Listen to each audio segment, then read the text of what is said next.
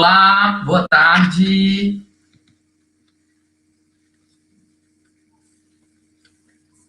Guardando aqui o Thiago. Boa tarde, bem-vindos e bem-vindas.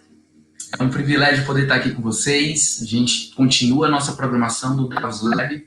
O Lab é uma iniciativa do Fórum Econômico Mundial, uma força-tarefa, liderada pelos Global Shapers, o desdobramento do Fórum para jovens. E a gente está aqui para reimaginar um futuro. Great Reset. Depois do coronavírus, que tipo de futuro a gente quer criar? E a gente está pensando e conversando sobre 5 áreas: política, liderança, economia, clima e tecnologia. Como é que a gente pode recriar e repensar e reimaginar esse novo futuro? E eu fiquei responsável aqui pelos Papos Retos. Papos Retos são papos que a gente convida alguns convidados inspiradores para falar sobre pautas pertinentes para esse novo futuro. E hoje a gente está aqui com o Ed. Bem-vindo, Ed. Olá, prazer estar com vocês, prazer estar com você, Augusto. Boa tarde para todos e todas. Privilégio enorme, Ed. O Ed é autor do livro Vivendo com Propósitos, autor da série Talmidim, pastor da Igreja Batista de Água Branca, em São Paulo, e presidente do Conselho da Visão Mundial. Visão Mundial é uma das maiores organizações humanitárias do mundo, presente em mais de 100 países e está no Brasil há mais de 45 anos. E hoje a gente vai conversar um pouquinho sobre espiritualidade e consciência, Ed. Vamos falar um pouquinho sobre esse tema aí, nesse curto espaço. Para começar, Ed, queria te ouvir, por que, na sua visão, é fundamental o desenvolvimento da espiritualidade nesse contexto de mundo? Bom, primeiro a gente tem que pensar um pouco sobre o que entendemos com o termo espiritualidade. O que é espiritualidade? Do que nós estamos falando quando falamos em espiritualidade? Num sentido mais popular ou abrangente, nós poderíamos falar que a espiritualidade tem a ver com o mundo dos espíritos, o mundo do grande espírito, ou se quisermos usar essa expressão, a espiritualidade tem a ver com o mundo de Deus, Deus como grande espírito. Mas eu entendo também que nós podemos falar de espiritualidade como sendo aquilo no ser humano que o faz humano. O que no ser humano responde pela sua humanidade? É a sua espiritualidade. É justamente na dimensão da espiritualidade que nós nos distinguimos dos animais, por exemplo. Então, quando falamos em espiritualidade, nós estamos falando de humanidade, ser humanidade. E aí nós podemos falar das virtudes humanas, compaixão, solidariedade, podemos falar de senso de justiça, generosidade, nós podemos falar em altruísmo, nós podemos falar em perdão, nós podemos falar em reconciliação em detrimento de vingança e de violência, de hostilidade. Então, num mundo como o nosso, falar de espiritualidade é falar do essencial, isto é, nós temos um mundo habitável para nós humanos, ou nós nesse mundo que construímos, nós nos desfiguramos como seres humanos. O mundo, conforme está posto, ele concorre para a nossa humanização ou para a nossa desumanização. Esse é o debate de fundo da espiritualidade no mundo como o nosso. Ed, então nessa sua visão, todo mundo tem espiritualidade, independentemente da crença, da religião. Todo ser humano tem essa dimensão latente a ele. Sim, religiosidade é uma coisa, espiritualidade é outra coisa. Todos nós temos espiritualidade, assim como todos nós temos afetividade, todos nós temos a nossa dimensão volitiva, nós temos corporeidade, nós temos racionalidade, nós temos espiritualidade. A espiritualidade é uma dimensão do humano, não é uma prerrogativa de religiosos. A religião, ela pode concorrer para o desenvolvimento da espiritualidade, mas determinadas práticas religiosas podem, inclusive, comprometer o desenvolvimento da espiritualidade. Existem práticas religiosas que são desumanizadoras, que são bélicas, que são hostis, que são violentas. Por exemplo, matar em nome de Deus. Não se mata em nome de Deus. Deus é o autor da vida, o doador da vida, o sustentador da vida. Matar em nome de Deus é um contrassenso. Em nome de Deus, a gente coopera para a preservação da vida. A gente não mata em nome de Deus, a gente mata em nome de uma religião. A gente mata em nome de uma representatividade divina. Então, religiosidade é uma coisa, espiritualidade é outra coisa. E aí, eu, aproveitando esse ponto que você diferenciou religiosidade de espiritualidade, então, o que existe são níveis de consciências diferentes das pessoas. Todas têm essa espiritualidade, mas nem todo mundo tem ela tão aflorada, tão desenvolvida, ou exercita tanto ela. Podemos dizer isso? Eu costumo dizer que nós, seres humanos, temos basicamente duas grandes viagens que nós precisamos empreender. Uma é a viagem para fora, é a viagem para colocar uma sonda em Marte, é uma viagem para construir ponte, é uma viagem para descobrir a vacina, é uma viagem para a gente fazer o desenvolvimento científico, tecnológico, é uma viagem onde a gente está preocupado em comprar uma casa própria, fazer um mestrado, um MBA, a gente está preocupado com essas coisas. Inclusive, uma viagem que a gente faz tendo a preocupação de mudar o mundo. Eu quero mudar o mundo, mas é uma viagem para fora, porque eu quero mudar o mundo. Então, você conhece bem aquele ditado, você quer mudar o mundo, faça um círculo ao seu redor e comece dentro do círculo. Porque essa é a outra grande viagem, é uma viagem que não é para fora, é uma viagem para dentro. É a viagem do autoconhecimento, é a viagem a respeito das grandes perguntas existenciais, as perguntas da ordem do sentido da existência humana, por que estou aqui, o que eu estava dizendo no início, né? O que me constitui como ser humano, o que é que dignifica a minha vida, será que eu estou coisificado, eu sou uma peça da engrenagem da minha sociedade, ou eu sou um agente consciente, protagonista da minha história e que interfere de maneira a cooperar para a humanidade, humanização da minha sociedade? Então, essas perguntas são as perguntas para dentro. E eu, claro, como religioso, cristão que sou, eu diria que nessa pergunta para dentro, a gente faz uma pergunta para o alto também. A pergunta a respeito de Deus, a pergunta a respeito da eternidade, a pergunta a respeito da origem da vida, do que é que existe depois da vida. Então, a maioria das pessoas gasta boa parte da sua vida fazendo a viagem para fora. E pouca gente empreende essa viagem para dentro. E geralmente, essa viagem para fora, ela, no contexto de vida do mundo em que nós estamos, em que a luta pela sobrevivência é cruel, e que a luta para a sobrevivência no mercado também é cruel, não sobra muito tempo para a gente olhar para dentro e olhar para o fundo da existência. A gente está trabalhando o tempo inteiro, né? Então, sim, eu concordo com você, nem todo mundo está atento à viagem da espiritualidade. Quando o professor Klaus Schwab, fundador do Fórum Econômico Mundial, ele pensou esse Great Reset, ele começou a pensar nessa nova contextualização de mundo, e eu concordo com você que o desenvolvimento da espiritualidade ajuda a elevar a consciência. A sua visão, Ed, o que impede as pessoas de abraçarem essa espiritualidade, de desenvolverem essa consciência, de se tornarem mais humanos?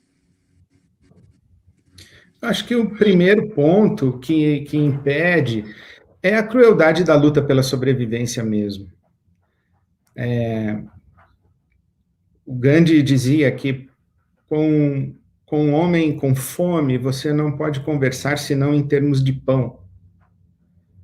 Então, a necessidade de colocar um pão em cima da mesa, pegar um trem às 4 da manhã, percorrer 2, 3 horas de viagem para chegar ao seu local de trabalho, trabalhar o dia inteiro, voltar para casa com o mesmo período de transporte.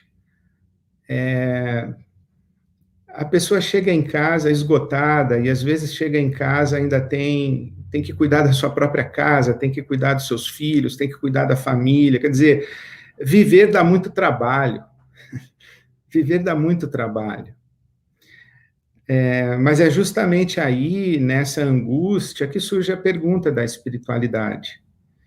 E a primeira pergunta da espiritualidade é: como é que eu faço a minha vida mais confortável? Como é que eu saio dessa situação de angústia? Como é que eu saio da minha situação de miséria, de pobreza? Então, é por isso que as religiões de discurso mágico, elas têm tanto apelo, porque elas fazem promessas de ter uma força e um poder espiritual como vantagem competitiva para resolver a vida. E essa é uma grande pergunta. Eu acho que é legítimo que as pessoas tenham essa angústia aí. Mas o empreendimento da espiritualidade tem uma fronteira a ser atravessada. A viagem da espiritualidade, quando ela começa, você sai do mundo do eu para o mundo do nós. E nós estamos vendo a necessidade do nosso mundo descobrir essa dimensão de que somos uma só família, de que a humanidade é uma só família, que a vida ocupada apenas consigo mesma, e que eu ocupado apenas comigo mesmo, isso não resolve o nosso problema como família humana. Né? O que acontece na China repercute aqui, na cidade de São Paulo, onde eu estou agora. E vice-versa. E não apenas o que acontece na China repercute aqui em termos dos meus irmãos chineses e chinesas, seres humanos, mas o que acontece com os animais silvestres comercializados na China. O que acontece com os animais silvestres que são comercializados no mundo dos países onde a fome exige uma busca de sobrevivência que foge ao consenso do mundo ascético rico. Então, a gente afeta na luta pela sobrevivência não apenas as nossas relações humanas, mas a gente afeta a nossa biosfera.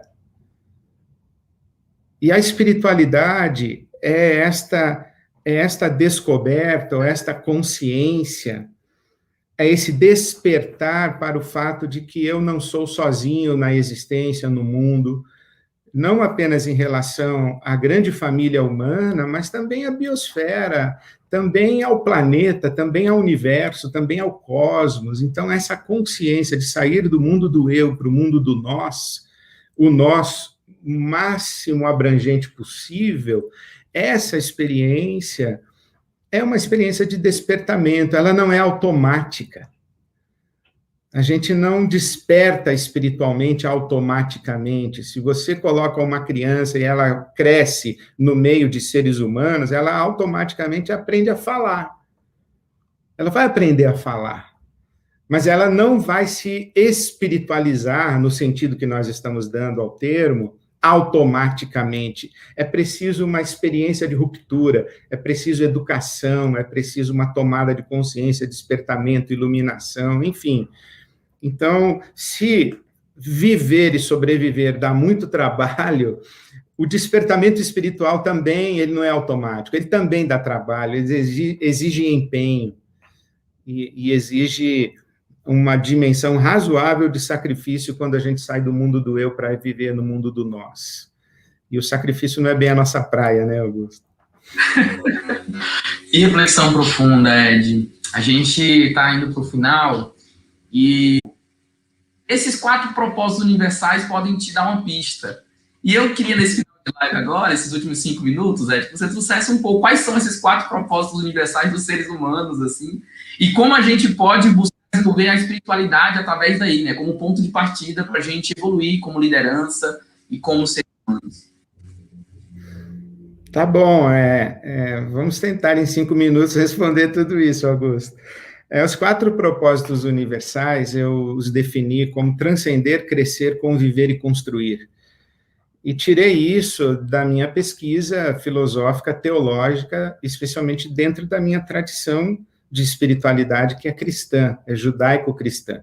A Bíblia Sagrada diz que o ser humano foi criado à imagem e semelhança de Deus. Então, eu entendi que Deus é um ser espiritual, pessoal, plural, porque é Pai, Filho e Espírito Santo na tradição cristã, e criativo.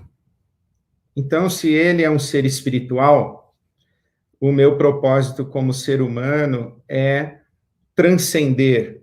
Com isso eu quero dizer, é descobrir a dimensão da existência que não é acessada pelos meus sentidos físicos. Aquilo que existe, mas eu não tem cheiro, não tem paladar, não tem tato, né? Não tem, eu não consigo escutar, eu não consigo ver, mas eu sei que existe. Então, a espiritualidade tem a ver com isso aí, acessar isso daí. Crescer, o ser humano, ele se humaniza, ele se desenvolve como pessoa, então crescer, né? Nós falamos de pessoas que são eternos adolescentes, a gente conversa com gente infantil aos 50 anos de idade. Então, o ser humano precisa amadurecer as suas capacidades volitivas, emocionais, afetivas, intelectuais, relacionais, sociais. Então, tornar-se humano, né? Empreender o projeto de ser pessoa. Então, é crescer. Conviver, porque se Deus é plural e nos criou a sua imagem e semelhança, ele nos fez uma grande família, ninguém é feliz sozinho, já diz, né? Então, nós temos que aprender a dimensão do amor. Na tradição cristã, Deus é amor, e amor só se vive em relação. Né? Inclusive, na tradição cristã, aquele que é capaz de amar apenas a si mesmo é Lúcifer, é um demônio, né? É um espírito hostil, predador e deletério de toda a vida, né? Porque ele é ocupado apenas consigo mesmo. Então, um propósito humano é conviver e dilatar as fronteiras da nossa relação. Eu amo a minha mãe, meu pai, meu irmão, minha irmã, minha mulher, os meus filhos, a minha neta, a minha nora, meu genro, mas eu tenho que chegar ao ponto de amar aqueles que eu não conheço pelo nome e até mesmo na expressão de Jesus, amar o meu inimigo. Né? Então, dilatar o amor é uma experiência humana, é um propósito humano. E, finalmente, construir ou criar, porque Deus é um espírito pessoal criativo, né? Então, eu tenho que afetar o mundo com as minhas competências, as minhas inteligências, os meus conhecimentos, as minhas experiências, os meus recursos, as minhas riquezas, todos e quaisquer que sejam eles, eu devo devolver a existência de maneira a fazer o bem para o maior número possível de irmãos e irmãs dessa grande família humana que eu tenho. Então, esses são os 4 propósitos universais: transcender, crescer, conviver e construir. E a outra pergunta, qual era mesmo, Augusto? E para fechar, como é que a gente desenvolve isso, Ed, na prática? Eu não sei como é que a gente desenvolve. As tradições religiosas, espirituais, elas são caminhos de desenvolvimento de espiritualidade, mas eu penso que existe um momento da sua vida quando você começa a fazer essas perguntas. Eu, na minha juventude, eu queria muito converter um homem que eu amava muito, meu tio. Eu queria convertê-lo de qualquer jeito. Eu era seminarista, estava estudando para ser pastor, eu tinha que converter meu tio. E um dia, Augusto, meu tio me deu um cartão e tinha uma frase escrita e disse assim, que Deus dá ao homem que o procura um jeito de encontrá-lo. Então, a gente se desenvolve espiritualmente, encontra Deus procurando. Eu não tenho uma fórmula, nem um caminho e nem uma resposta única, mas a minha recomendação, se eu posso fazer assim, é procure, porque Deus dá ao ser humano que o procura um jeito de encontrá-lo.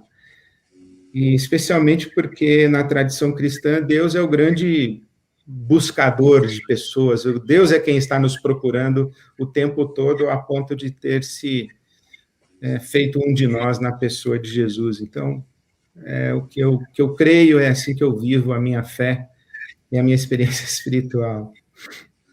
Ed, obrigado por essas provocações, por essas reflexões. E o nosso convite é que você comece a usar a espiritualidade como uma dimensão humana, a evoluir como líder, como ser, como pessoa.